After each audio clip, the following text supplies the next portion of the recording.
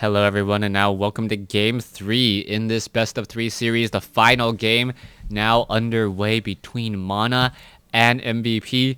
If you guys noticed, they did swap colors this time around, so MVP spawning as the blue Terran on the top right hand side of the map. Meanwhile, Mana spawning as the red Protoss. Can I actually swap their colors? Nope, I cannot.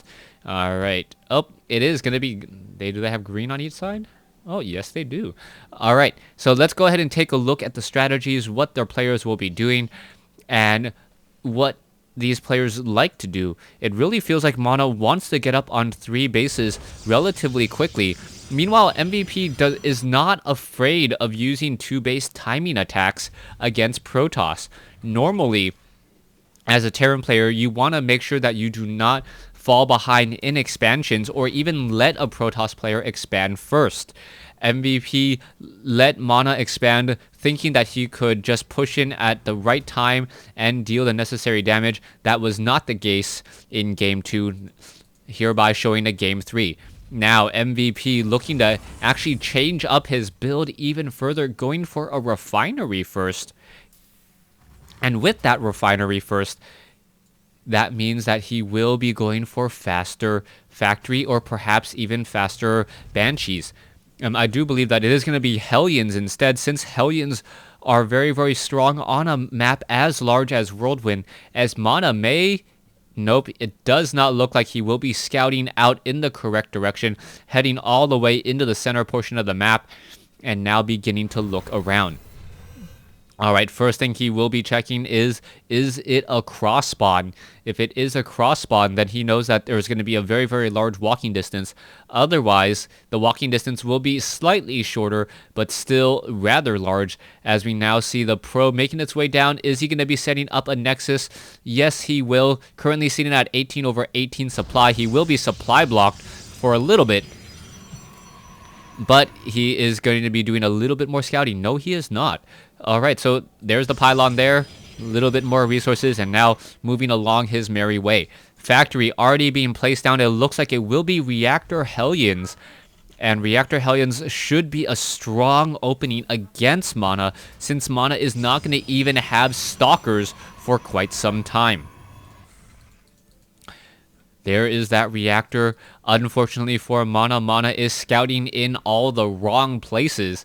And in scouting all the wrong places, it will be quite some time before he knows what MVP is doing. MVP still confined to 1 base right now. This Nexus will pretty much go up unchallenged. And it will be up to Mana to mitigate and minimize the amount of damage that these Hellions will be bringing. If these Hellions are not able to get off even 4 to 6 probe kills, Mana is going to come into the middle game very, very strong. However, if MVP is able to take down perhaps 8, even 10 probes, that will give him a very, very strong advantage, as we are now also seeing a starport. Alright, so this may be a straight up Reactor Hellion Medevac dropship drop play, even though Medevacs are fairly fast, or sorry, Hellions are fairly fast. The Medevac, who doesn't have to worry about traversing terrain, will be able to get here in just a moment, or even drop here and then run straight up inside the main base, as opposed to trying to harass the fairly sparse natural. Harvester count is 26/21. No new command centers as of yet. There's one Hellion catching the probe. Is it going to get it taken down? Yes, he will. Down it goes, and now we will see the units continue to move along here. Alright, Zealots are in position, trying to get a little bit of damage, doing a little bit of a dance. Yeah, gonna go ahead and pull away, back off. We can see that there are 3 Hellions on the map, 4 Hellions on the map, and now looking to go into that Medevac dropship play. Still, we have a probe off over here. More Hellions are being added. Stalkers need to be added. There is that one Stalker there. Where is this Medevac going? Perhaps it should just park itself here to elevator itself into that high ground location. Alright, we now have 6 Hellions ready to go. And where are these Hellions looking to actually deal the damage? Oh, critical mass on Hellions. 3 on the low ground, 3 on the high ground, as the Stalkers are now looking and perhaps timing to see when there will be a drop. Hellions are going to be getting in position. The Stalkers of Mana are already there, and this looks like this may be a complete bust as the Hellions are now trying to drop down Medivacs. Hellions now trying to make their way in, and here we go, going to try to get some damage. No, force field does not work. There's 2 workers killed, another 5 workers killed, 6 workers killed, and wow, so much economic damage. 14 killed as we now see the Zealots trying to go off on the other side. All right, all these probes, where are they going to be traveling to? Are they going to get the necessary damage off? Trying to take down even more. What is happening to my mouse? All right, and now the worker kill count already up to 20. As we now see 26 SCVs versus 22 probes. But Mana should be able to chrono boost out more probes and get back into this without any problems. Medivac down to 20 hit points. The Stalkers could have easily caught up, not quite sure why. And here is the follow-up play. Banshees now being brought over. 1 probe kill, 2 probe kills. Are we perhaps going to see that Sentry get sniped down? A Sentry getting sniped down would be a very, very good call there. Sentry's very expensive units that don't have many hit points, and it looks like, yes, that Sentry will get taken down. Taking down more probes. Worker kill count already up to 23. Meanwhile, we see a counterattack of Stalkers, but a siege tank and Marines able to push that back. Stalkers now chasing down that Banshee. Banshee down to 50 hit points. Does decide to back away as an orbital command will now finally be landing. 26 SCVs versus 23 probes with an orbital command in the air. MVP has the clear lead, and it is going to be up to Mana to really make sure that MVP does not build on that lead. Medivac now looking to turn back around. You can see one poor Sentry trying to walk around, does quickly get taken down. There is perhaps a force field to try to block a mule. Does not work. Siege tank's able to finish down that pylon.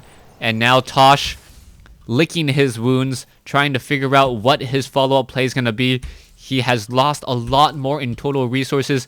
His economic advantage has pretty much been nullified, as we now see the tech advantage of MVP really starting to show. He's already at tier 3 with those Banshees. Stalker's going to try to push up once again. Oh, siege tanks with a range of 7 and a much faster attack rate, pushing back all of those Stalkers there.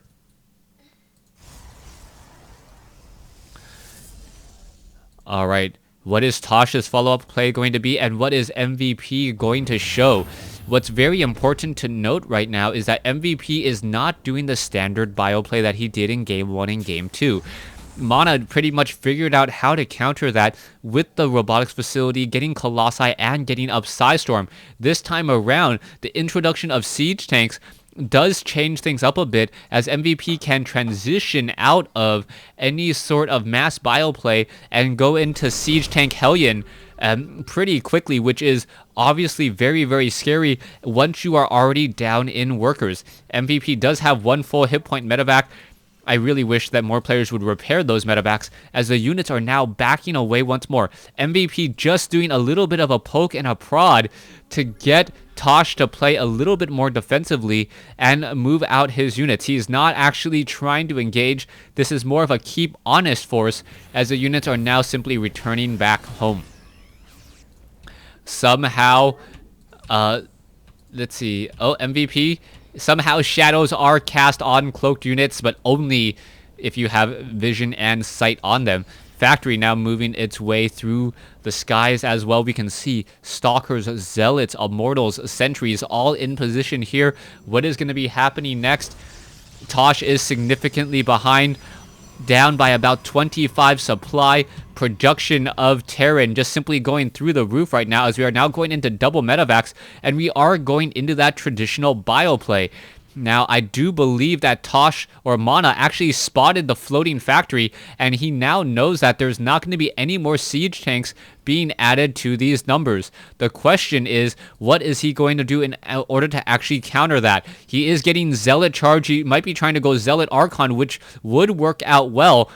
Psystorm also being researched, but is it going to be up in time? That is the key question. There's the engagement. Oh, concussive shell on a Stalker. There is some slowed units as they are now trying to get back up. A Psystorm is not yet ready. There's some force field, which will buy some time, but he needs more than time at this point, as the Psystorm just does complete. All right, a bunch of Marauders and Marines taken down there, Another Psystorm should be ready in about 4 to 5 seconds. Is it going to be ready in time? Psystorm needs to happen, and then merging in of an Archon. Zealots do not have charge. Where is that Psystorm? Is it coming in? MVP has really good splitting. As you see now, all those units are coming in. Archons need to merge. There you have it, as MVP now trying to push back. This is not a good engagement, but MVP does have superior numbers. Archons are being pushed forward, and there you go. The Archon now in position. May deal a lot of damage. Marauders and the Marines quickly focus that down, as we see about a 30 supply discrepancy between these two armies. Army composition of MVP much larger, but many of those units are very far back at home. Production does show MVP with a lot more units. And still, Marauders and Marines still trying to push. All right, here we go, Stalkers. A Psystorm. There will be about 3 Psystorms ready for that next battle. And if Mana is able to warp in Zealots from this side and then flank and pincer this attack force here, that may overexpose him. That's going to be a really brilliant play if it works. Psystorm, is it ready to go? It looks like it will be. There it is. Psystorm across all of those units. All those units are being forced to retreat. And now there is some feedbacks coming in as well. Archon now trying to push, but I believe Mana is actually pushing far too far out, as the Marauders and the Marines are able to regroup. A new Archon has been merged, but quickly taken down as well. And even though that was a very strong engagement for Mana, simply didn't have enough follow-up play. And only 2 High Templars with about 60 energy. That's not going to stop this massive Bioforce. Marauders and Marines are stimming themselves to death. Are these High Templars going to get enough energy in time? It looks like they might. They're trying to chase their way in. 1 High Templar with energy does get taken down. A second one may get taken down as well. Will the Psystorm go off? Yes, it does, but does not hit anything. And with that, I believe MVP will be the victor here. Mana pretty much on his last leg. All these probes, not the counter to Marauders and Marines. And I believe the GG will be coming in just a moment. 1 Archon left, doesn't even merge in time, and that will be it.